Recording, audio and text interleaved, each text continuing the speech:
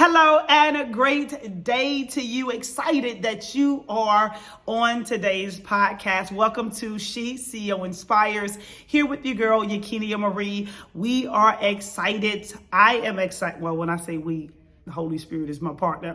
But we are excited that you are here with us today. Today, I'm going to talk about money. Okay? I'm going to talk about a subject that, believe it or not, a lot of people don't like to talk about, especially in the church, but it's necessary and needed. It's a needed subject and it's definitely necessary. And if you are an individual who desire to make smart money moves or smarter money moves, if you desire to learn the steps to not just generating revenue, but multiplying your revenue, managing it, making it, then listen, you definitely want to listen to this podcast. So welcome. I read a book years ago called The 5 Lessons That a Millionaire Taught Me. And that book highlighted several principles around money. And I want to talk about some of them today. So I want you to write this down right here.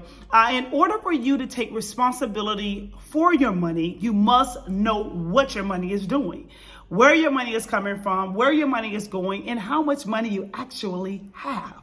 You know, some people, they just spend. I've been guilty of it.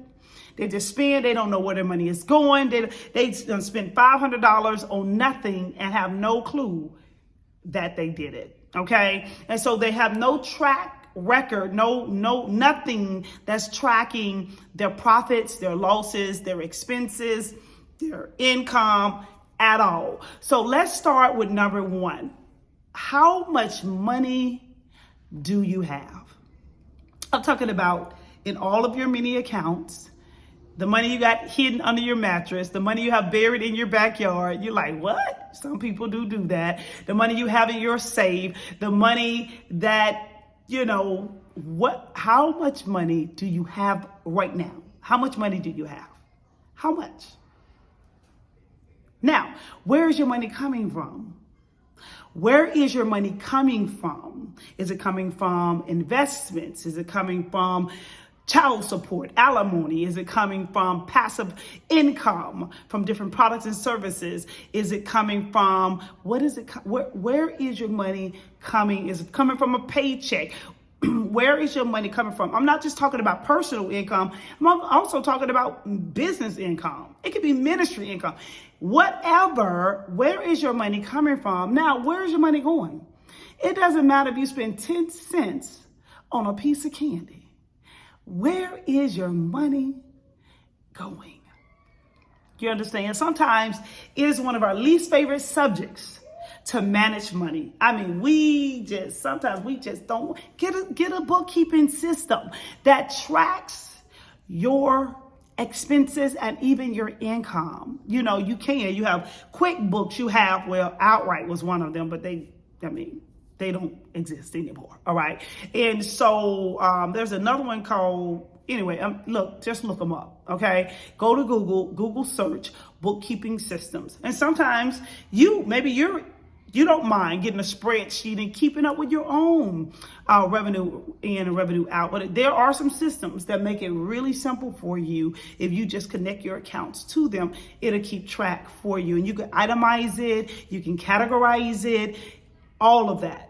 Okay. And then you can go and see what your profits are, where your losses are, your income, your assets, and you can see that. Okay. So where's your money coming from? Where is your money going? You may not realize how much money you spend every day spending $10 at Starbucks or other coffee shops every single day.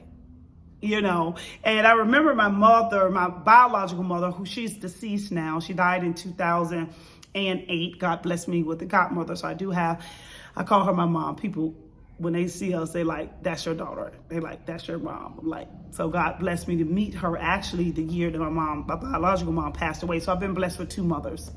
But my biological mom, who is now deceased, I remember when she would say to me, I just don't have any money. I'm always broke. And I said, Mom, you have money. I guarantee you, regardless of the situation you got going on, there is always somebody in the world that's in a worse situation than you are. And if you really look at where you spend your money, when you look at the cartons of cigarettes that you buy every week and the cases of sodas that you buy and drink every day, you will see that you're literally spending hundreds of dollars per week on nothing. I'm not getting into that. I know you may watch it and say, but is something wrong with smoke? Well, if you just read the package, it tells you. So this podcast is not about cigarette smoke, okay? But there's many things we put into our body that's killing our body slowly. But this podcast is not about that. But if you really look at where you're directing your money, I guarantee you can find areas that don't serve you well. So I can see if it served you well, but it don't serve you well. And you're giving hundreds and sometimes thousands of dollars to it. Okay? Where's your money going? All right? And then what is your money doing? Your money should be making money for you. Your money should be growing. It should not just be sitting in a bank account doing nothing, okay? But your money, at least a percentage of, you may say, well, listen, I have nothing against savings accounts. I have one myself. Well, more than one, but I have some savings accounts. Okay, but here's the thing. Your money should be in investments.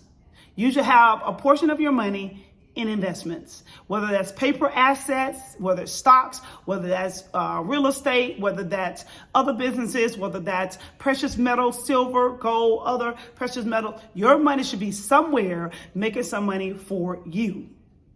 All right? You will get a far greater return investing your money than you would is just sitting in a holding pattern generating 0.00005% or less. Okay? So, what is your money doing? So, how much money do you have? Where's your money going? Where's your money coming from? And what is your money doing? And what is your plans in regards to wealth generation, right? Because what's the use to doing all this working and building and all of this stuff, and you don't have a mindset for legacy? So I want you to think beyond yourself. Think about those who coming after you, whether you have children or not. You understand? Because you want your legacy to carry on. So your legacy should be something that you are building that can, prayerfully, somebody that's responsible will take that baton and run with it. This is why it's so important not to just give your children everything. Nothing wrong with being a blessing, spoiling them. I don't like the word spoiling. Being a blessing to them, right? Nothing wrong with it, okay? I'm talking about beyond their needs, talking about fulfilling some of their wants. There's nothing wrong with that. But in the process, can you give them some education, some financial literacy, some stewardship, right? Can you teach them the power of giving so they won't grow up being entitled, feeling like people owe them something? You understand? And they unwilling to give, unwilling to serve, greedy as all get out. Why? Because we didn't take out the time to teach them. We just gave them everything, and that teaches them absolutely nothing. One of the best, this was years ago. I can't remember where I read this at, but I read this in a book. Okay, maybe you know what the book is. But a father was talking to his wife. They were very wealthy. Their children were now grown. They had literally given them anything they wanted. And the father said to the wife, you know, we have given our children everything they ever wanted or desired. He said, but one thing I regret we did not give them. And the wife was looking at him like, but we gave them everything. What do you regret? He said, I regret that we did not give them the experience of knowing struggle.